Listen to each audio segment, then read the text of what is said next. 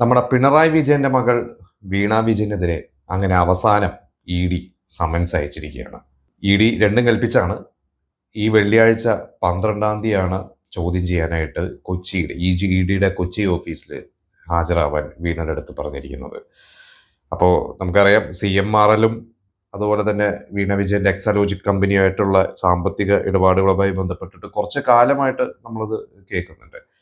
അതിൻ്റെ ഒരു ഒരു പൊട്ടിത്തെറി സംഭവിച്ചത് കഴിഞ്ഞ ആഴ്ച ഇ ഡി ചോദ്യം ചെയ്യാനായിട്ട്, അല്ലെങ്കിൽ ഇ ഡിയുടെ ഒരു റെയ്ഡിന്റെ ഭാഗമായിട്ട്, ചോദ്യം ചെയ്യലല്ല, അത് ശരിക്കും റെയ്ഡായിരുന്നു. റെയ്ഡിന്റെ ഭാഗമായിട്ട് പിണറായി വിജയന്റെ വീട്ടിൽ ഇ ഡി വന്നതും അത് തുടർന്നുണ്ടായ സംഭവങ്ങളൊക്കെ നമ്മൾ കണ്ടതാണ്.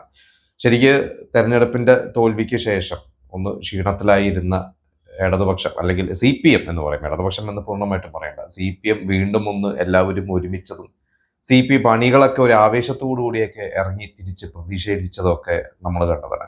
പ്രതിഷേധമൊക്കെ നല്ലതാണ്, പക്ഷെ തുടർന്ന് കല്ലേറും മുട്ടയേറും ഇഷ്ടികേറും ഇ ഡി സഞ്ചരിച്ച വാഹനം, അത് ഏതോ ഒരു പാവപ്പെട്ട ഡ്രൈവറുടെ, ടാക്സി ഡ്രൈവറുടെയാണ്, അദ്ദേഹത്തിന്റെ വാഹനം തല്ലിപ്പൊട്ടിച്ചതും ചെറിയ രീതിയിലൊക്കെ അതിൽ കുറച്ച് പേർക്ക് പരിക്ക് പറ്റുന്നത്. എനിക്കൊന്ന് ഡ്രൈവർക്ക് കണ്ണിന് പരിക്ക് പറ്റി. അന്ന് കണ്ടാലറിയാവുന്ന 300ഓളം പേർക്കെതിരെയാണ് കേസെടുത്തത്. അതിലൊരു 27 ഇത്ര പേരെ അറസ്റ്റ് ചെയ്തിട്ടുണ്ട്. അതിൽ DYFIയുടെ SFIയുടെ ഒക്കെ ചില നേതാക്കളൊക്കെ ഉണ്ട്. എന്തായാലും അവരൊക്കെ അകത്തുപോയി. റിമാൻഡൊന്നും ഇപ്പോൾ റിമാൻഡിലാണ്. അവർക്കൊന്നും ഉടനെ ജാമ്യം കിട്ടില്ല എന്നുള്ള പറഞ്ഞത്. എന്തായാലും കുറച്ച് ദിവസം, കുറച്ച് കാലങ്ങൾ, കുറച്ച് ആഴ്ചകൾ ചിലപ്പോൾ അവരെന്തായാലും ജയിലിൽ കിടക്കേണ്ടി വരും. എന്തായാലും വീണ വിജയന് മാത്രമല്ല, ഈ CMRL MD SN ശശിധരൻ കർത്ത, അദ്ദേഹത്തിന്റെ ഭാര്യ, മകൻ, സ്റ്റാഫുകൾ, അവർ ഏകദേശം ഒരു 9ഓളം പേർക്ക് കൂടിയാണ് നോട്ടീസ് കൊടുത്തിരിക്കുന്നത്. ഇനി അവരെല്ലാവരും അത് ഹാജരായി പറ്റുള്ളൂ. അപ്പോൾ ഇതിന്റെ കാര്യങ്ങൾ നമുക്കറിയാം. അതായത് സേവനം ഒന്നും നൽകുക, അതായത് വീണ വിജയന്റെ എക്സാലോജിക് കമ്പനി CMRLന് സേവനം നൽകിയതിന്റെ പേരിലാണെന്നാണ്. പക്ഷെ സേവനം ഒന്നും നൽകിയതായിട്ട് പ്രോപ്പറായിട്ട് ഇതുവരെ അവർക്ക് തെളിവൊന്നും ഹാജരാക്കാൻ സാധിച്ചിട്ടില്ല എന്നാണ് പറയപ്പെടുന്നത്. അപ്പോൾ സേവനം ഒന്നും നൽകാതെ തന്നെ 2.25 കോടിയോളം രൂപ ഇവരുടെ കമ്പനിയിലേക്ക്, വീണയുടെ കമ്പനിയിലേക്ക് അവർ ട്രാൻസ്ഫർ ചെയ്തിട്ടുണ്ട്. പിന്നെ 50 ലക്ഷം രൂപ വായ്പയായിട്ടും വാങ്ങിയിട്ടുണ്ട് എന്നുള്ളതൊക്കെയാണ് പറഞ്ഞത്. എന്തായാലും കള്ളപ്പണ നിരോധന നിയമത്തിലാണ് ഇതൊക്കെ പെടുത്തിയിരിക്കുന്നത്. അപ്പോൾ ഇ ഡിയുടെ അന്വേഷണം എന്ന് പറഞ്ഞു കഴിഞ്ഞാൽ അതിന് കുറേ പ്രൊസീജിയേഴ്സ് ഉണ്ട്. ആ പ്രൊസീജിയറിൻ്റെ ഒരു ഭാഗമായിരുന്നു റെയ്ഡുമായി ബന്ധപ്പെട്ടിട്ട് അവർക്ക് കുറേ ഫയൽസും കാര്യങ്ങളൊക്കെ അവർ കളക്ട് ചെയ്തിട്ടുണ്ടായിരുന്നു. അതിൻ്റെ ഭാഗമായിട്ടാണ് ഇന്ത്യക്ക് ചോദ്യം ചെയ്യാൻ വിളിപ്പിച്ചിരിക്കുന്നത്. ഇതിൻ്റെ മറ്റൊരു രസകരമായിട്ടുള്ളൊരു കാര്യം, അന്ന് പിണറായി വിജയന്റെ വീട്ടിലോട്ടാണ് ഇവർ റെയ്ഡിന് വന്നത്. കാരണം വീണ വിജയൻ, അവരുടെ മകൾ വീണ പിണറായി വിജയന്റെ വീട്ടിലായതുകൊണ്ട് പിണറായി വിജയന്റെ വീട്ടിൽ, അത് മാത്രമല്ല വേറെയും ഈ വീണയുടെ ഭർത്താവ് മുൻ മന്ത്രി റിയാസിന്റെയൊക്കെ വീട്ടിൽ, മുഹമ്മദ് റിയാസിന്റെയൊക്കെ വീട്ടിലൊക്കെ റെയ്ഡ് നടന്നിരുന്നു. പക്ഷെ ആ ഒരു ആവേശം, ഒരു അതിക്രമം എന്ന് പറയാം, ആവേശം ഒരു അതിക്രമമായി മാറി. ഇപ്പൊ ഈ സമൻസ് വന്ന ശേഷം കുറച്ച് തണുത്തിട്ടുണ്ട് എന്നുള്ളതാണ്.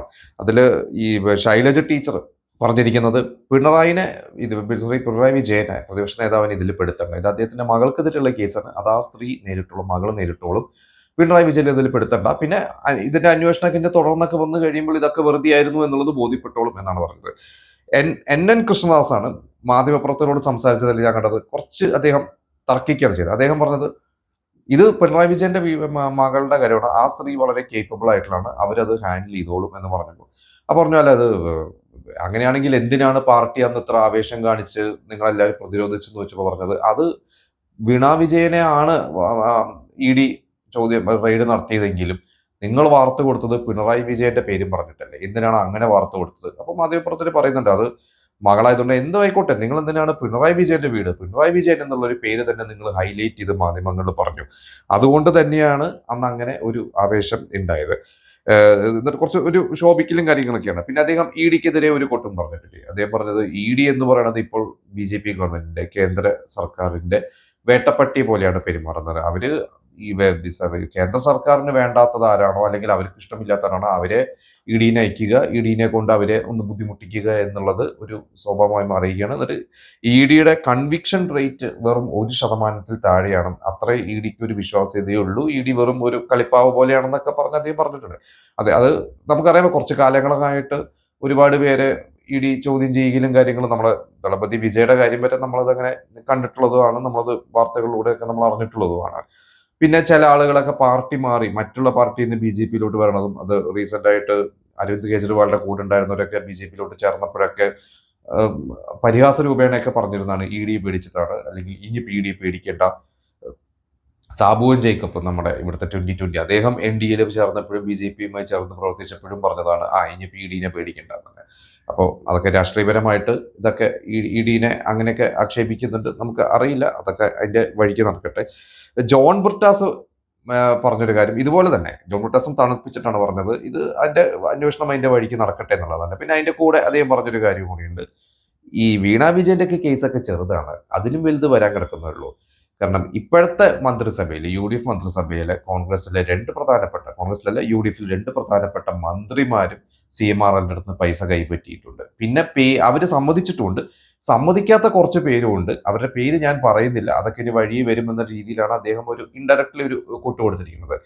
അതിന്റെ കാര്യം പലർക്കും അറിയുന്നുണ്ടാവും. രമേശ് ചെന്നിത്തല അതുപോലെ തന്നെ കുഞ്ഞാലിക്കുട്ടി, ഇവർ 2 പേരും കുറച്ച് പൈസ CMRL-ന്റെ കയ്യിൽ നിന്ന് കൈപ്പറ്റിയിട്ടുണ്ട്. അത് അവർ സമ്മതിച്ചിട്ടുണ്ട്. അവർ പറഞ്ഞത് അത് ഞങ്ങളുടെ വ്യക്തിപരമായിട്ടുള്ള കാര്യത്തിന് വേണ്ടിയല്ല, പാർട്ടിയുടെ കാര്യത്തിന് വേണ്ടിയിട്ട്, പാർട്ടി ഫണ്ട് എന്ന രീതിയിൽ രാഷ്ട്രീയ സംഭാവന പല സ്വകാര്യ സ്ഥാപനങ്ങളും സ്വകാര്യ വ്യക്തികളും ഒക്കെ രാഷ്ട്രീയ സംഭാവനകൾ കൊടുക്കാറുണ്ട്. അതൊക്കെ കണക്കിൽ വെക്കാറുണ്ട്. ചിലത് നമ്മൾ ആരോപണങ്ങൾ നമ്മൾ കേട്ടിട്ടുണ്ട്, കണക്കിൽപ്പെടാത്ത പൈസ കൊടുക്കുന്നുണ്ട് എന്നുള്ള രീതിയിലൊക്കെ. എന്തായാലും ഇത് അവർ കണക്കിൽപ്പെടുത്തിയിട്ടുണ്ട് എന്നുള്ളതാണ് പറഞ്ഞത്, വ്യക്തിപരമായിട്ടുള്ള കാര്യങ്ങളല്ല.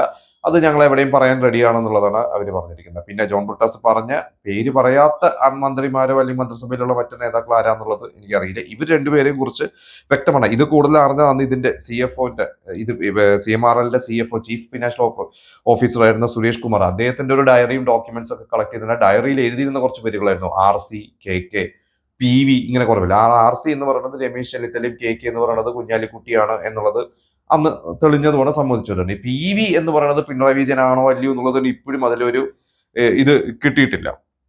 എന്തായാലും ഇവർ 2 പേരും സമ്മതിച്ചിട്ടുള്ളത് കൊണ്ട് അത് ഓക്കെയാണ്. മറ്റുള്ള കാര്യങ്ങൾ ഇനിയിപ്പോൾ UDF മന്ത്രിസഭയ്ക്ക് UDF-ന് അതൊരു തലവേദനയാവോ എന്നുള്ളത് നോക്കാം. എന്താണ് ഇപ്പോൾ ഇതിന്റെ ചോദ്യം ചെയ്യലല്ലേ. എന്തായാലും മാത്യു കോഴനാടൻ MLA പറഞ്ഞിരിക്കുന്ന മറ്റൊരു കാര്യമുണ്ട്, ഇതിന്റെ യഥാർത്ഥ സേവനം നൽകിയത് പിണറായി വിജയനാണ്. കൃത്യമായിട്ട് അന്വേഷണം വന്നു കഴിഞ്ഞാൽ പിണറായി വിജയനാണ് പെടുക. അതായത് ഈ വീണ വിജയൻ ഒരു സേവനവും നൽകാതെയാണ് കോടികൾ അവരുടെ കമ്പനിയിലേക്ക് വന്നിരിക്കുന്നത്. അത് പിണറായി വിജയനുള്ള ഒരു പൈസയാണ്. പിണറായി വിജയൻ നിയമപരമായ അല്ലാത്ത കാര്യങ്ങൾ CMRL എന്ന് പറയുന്ന കരിമണൽ കമ്പനിക്ക് വേണ്ടിയിട്ട് പല കാര്യങ്ങൾ ചെയ്തു കൊടുത്തിട്ടുണ്ട്. അതിലെ പ്രധാനപ്പെട്ട കാര്യങ്ങൾ, സുപ്രീം കോടതി നിർദ്ദേശം വന്നിട്ട് പോലും ഇവരുടെ ലീസ് റദ്ദാക്കിയില്ല. അതുപോലെ തന്നെ ദുരന്ത നിവാരണ അതോറിറ്റിയുടെ പരിധിയിൽ കൊണ്ടുവന്നിട്ട് തോട്ടപ്പള്ളി സ്പിൽവേയിൽ നിന്നും കരിമണൽ വാരാനുള്ള സൗകര്യം ഇവർക്ക് ഒരുക്കി കൊടുത്തത് പിണറായി വിജയന്. അതൊക്കെയാണ് ഇനി തെളിയേണ്ടത് എന്നുള്ള രീതിയിലാണ് പറഞ്ഞിരിക്കുന്നത്.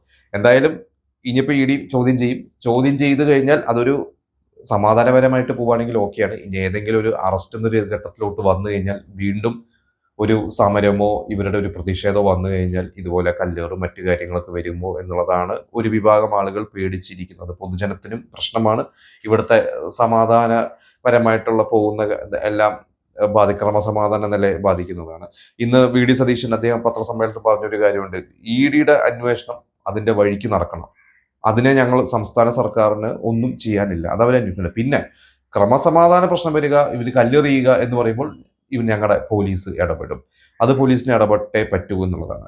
പിന്നെ പറഞ്ഞു, അന്ന് ഈ ആവേശം ഉണ്ടായി അന്ന് ഇഷ്ടികയൊക്കെ എടുത്തു. ഇപ്പോൾ സമൻസ് വന്ന ശേഷം ഒരാളും ഇഷ്ടിക എടുത്തിട്ടില്ല, അതുകൊണ്ട് ഒന്ന് തണുത്തിട്ടുണ്ട് എന്നുള്ള രീതിയിൽ VD സതീശനും തമാശ രൂപേണ തന്നെയാണ് ഈ LDF സർക്കാരിനെതിരെ പറഞ്ഞിരിക്കുന്നത്. എന്തായാലും ഇപ്പോൾ അന്ന് കല്ലെറിഞ്ഞ കുറെ പേര് ഇപ്പോൾ ജയിലിൽ കിടക്കുന്നുണ്ട്. ആ ജയിലിൽ കിടക്കുന്ന കുറെ പേര് റിമാൻഡിലാണ്. അവരൊക്കെ ഇനി എപ്പോൾ ഇറങ്ങുന്നത്, വധശ്രമത്തിനാണ് കേസ് എടുത്തിരിക്കുന്നത്. ഇനി വേറെയും കുറെ പേർക്കെതിരെ കേസ് എടുത്തിട്ടുണ്ടെങ്കിൽ അവരൊക്കെ ഇനി അറസ്റ്റ് ചെയ്യുമെന്ന് അറിയില്ല.